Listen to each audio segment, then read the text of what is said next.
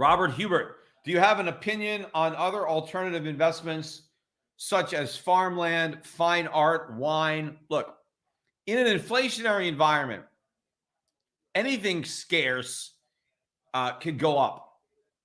So fine art can become more valuable. Now, personally, I think there's a bubble in art. So I do think art prices will come down in terms of gold. I mean, I think all the things that were inflated by the cheap money are going to deflate in terms of gold. So would I run in and buy a bunch of, expensive art? No. I would rather buy my gold now and then buy my art later when it got cheaper in terms of gold.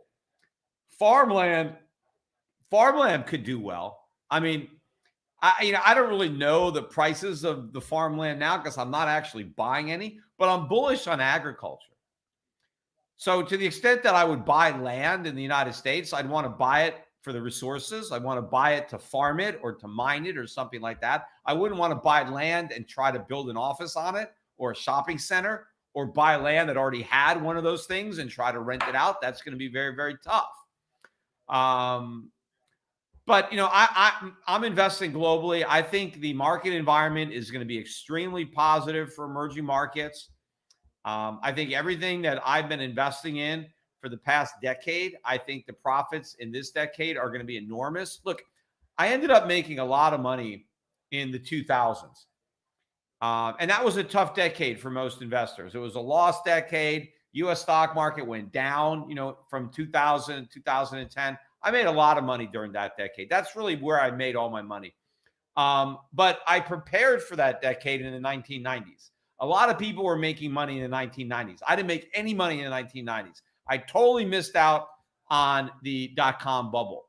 But it was during the dot-com bubble that I made the investments that allowed me to make a lot of money during the next decade. So when everybody lost their dot-com profits, that's when I made my profits.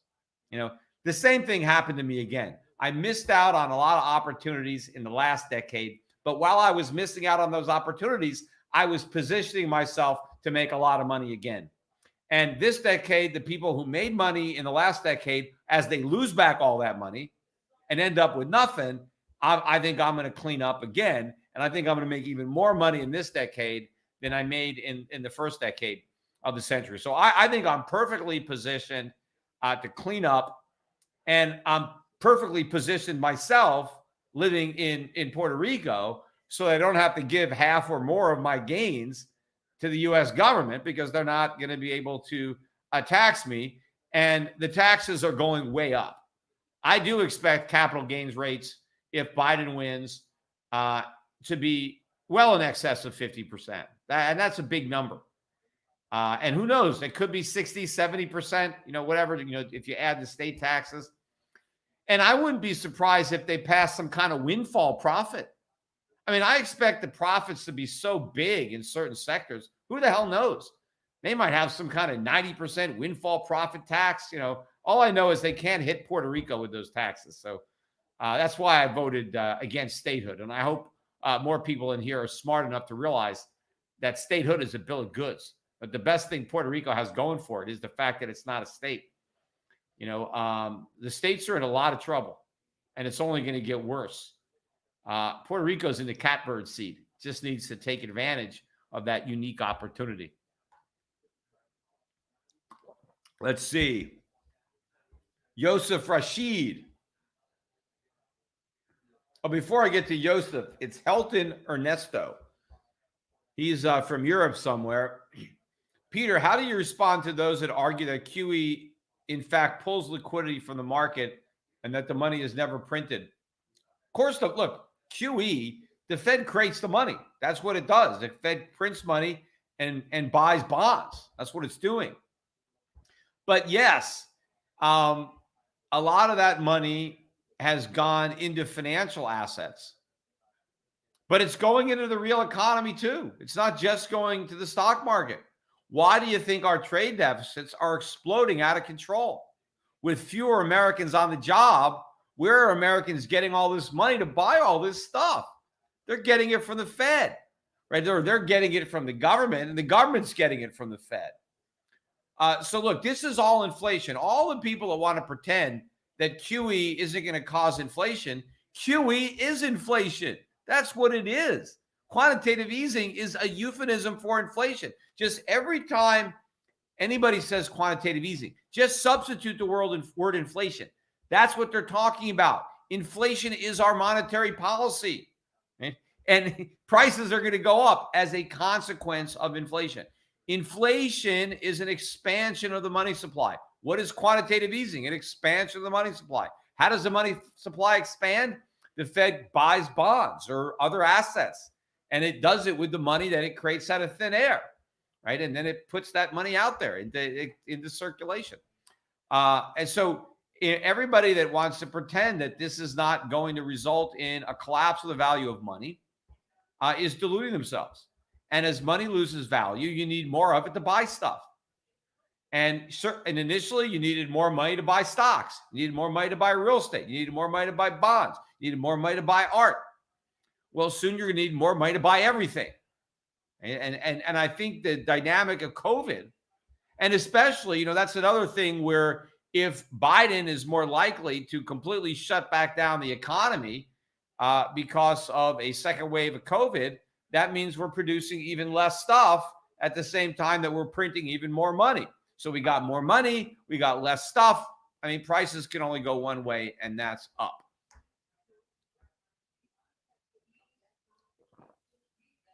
I'm looking at the North Carolina numbers here. Anyway, this is Yosef Rashid's question. Why do you recommend mining stocks priced in dollars at the same time that your dollar is going to collapse? Look, it doesn't matter what currency a stock is priced in. Look, there are stocks that are simultaneously listed on multiple exchanges, and they trade in different currencies. It's only bonds that are denominated in a currency. Stocks, right, are priced in a currency. What matters is what the company owns and what it earns, not the currency that is used to trade it on a particular exchange. Because if you have a stock that's trading in the US and it's trading in dollars, as the dollar goes up or down, that is going to affect the price of that stock. So as the dollar loses value, all else being equal, the dollar price of the stock is going to go up. So if the dollar crashes, the price of stocks in the US are going to go up, gold stocks, because the stocks are valued based on their earnings and based on their gold, the gold that they have in the ground, that they have the ability to mine and sell. The only problem with gold companies, if they're based in the US, is that they may end up be subjecting to a windfall profit tax on mining. There could be more regulations that could limit their ability to produce gold and to sell gold profitably. But if the stock is outside the US and it's just listed here, then it doesn't matter. The more the dollar goes down, the more the stock price is going to go up. And, if you've got a stock and, it's listed in Canada, let's say in the US, there are a lot of mining companies that you can buy in the US or you can buy in Canada. You're going to get the same return regardless of which market you buy it. It's the same stock. Yes, they're going to have different prices because of the currencies, but once you adjust the currency, it's the exact same company at the exact same value. If it wasn't, there'd be an arbitrage opportunity, but there's not. So it doesn't matter. But what does matter about the markets is the relative liquidity. That's why when we're buying a stock for our clients and we have the option of buying it on different exchanges, we see where we get the best price. We see where we have the most liquidity. And that's where we concentrate our buying.